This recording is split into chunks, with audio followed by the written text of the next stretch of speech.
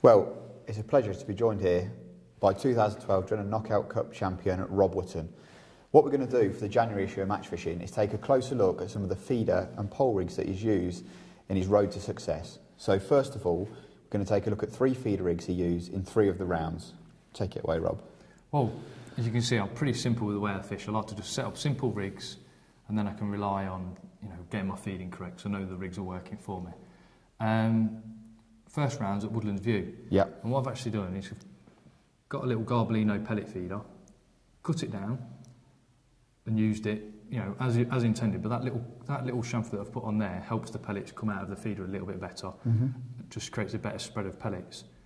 These work really well, basically because they're so heavy. You feel the weight of that. I mean, that's pretty heavy as a feeder. It stays there on any shelves. Yeah.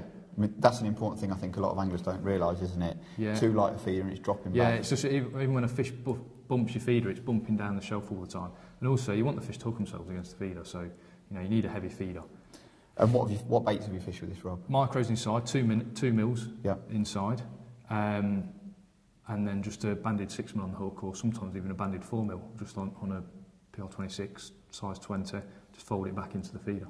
Lovely. That's really easy to set up. Just thread your line through, tie on a quick change, and you've got a running rig. Dead simple running rig. So that was round 1, 64 pound you weighed. Yeah. That was enough to secure your place in round 2. Yeah, second in the section. Yeah. Good day, that was a good day. Brilliant. Okay, Rob, so that was round 1, brilliant result, £64, that was enough to secure yourself a place in round 2. So rounds 2 and 3, you actually used pole rigs, we'll talk about them later. Round 4, back on the feeder. Yeah, River Don. Yeah.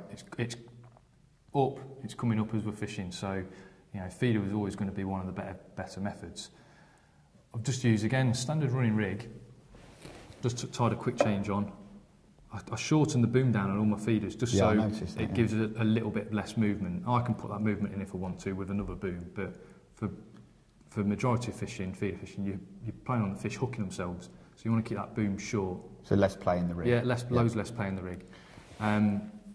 Again, just a running rig, going down to a quick change bead. Yeah. This time, I notice you have got a little number 12. Is that? That's a number 12 stop.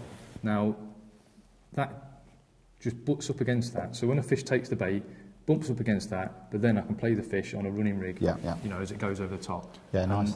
Because you finish with drop back bites, fish will hook itself, drop back, fish is on already. No need to strike. All you're doing is setting the hook, and fish is on. No problem, miss bites. With that round, with the river rising, what about weights of feeders? Did you have to alter? You're altering it all the day. That's the important part of river feeder fishing. You're altering the size of your feeder and the weight of the feeder, because you've got to get it just critical. You always strike out balance with main line thickness, the tension on the water, everything. So you're adding weights, taking it off all the time. Good starting point was 1.5 ounces with the river how it was. Really deep river.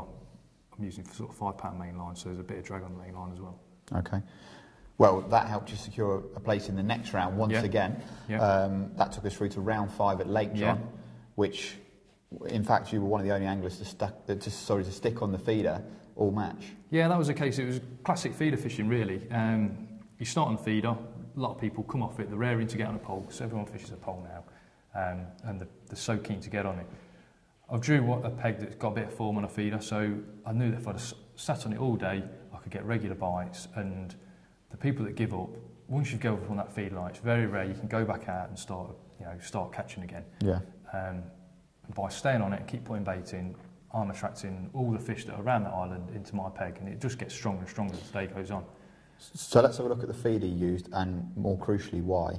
Well, I've used a very similar rig to the Don, to be honest, just a simple running rig, but this time I've used the biggest Drennan cage feeder you can get. There's loads of fish in LA Giants. It's an amazing venue. The skimmers, you catch £100 of skimmers without any carp, so there's £20, £40 carp in there even. So I've used the biggest feeder you can get, kept chucking it in all day, crammed it full of bait, micro pellets, and I've crammed it with meat as well, and just kept chucking it in. Loads of people use this too small a feeder, especially in the summer. You've emptied that out, fill that up, empty it out in the palm of your hand, you've not even got a palm full of bait. No. And you think, if I was fishing a margin close in, you'd be feeding 2-3 times the amount. We almost feed by a handful at a time. Yeah, you'd be feeding loads more. So I just think a lot of people don't feed enough bait when they're fishing a feeder. They don't cast it in regularly enough in the summer. And why a cage and not a plastic feeder? I want the bait to come out pretty quickly. Cage feeders, just by altering the amount that you squeeze the bait in, you can get it to the bottom even in deep rivers. But because it's a cage, the water can attack the bait and it gets your feed out of the feeder pretty quickly. Super.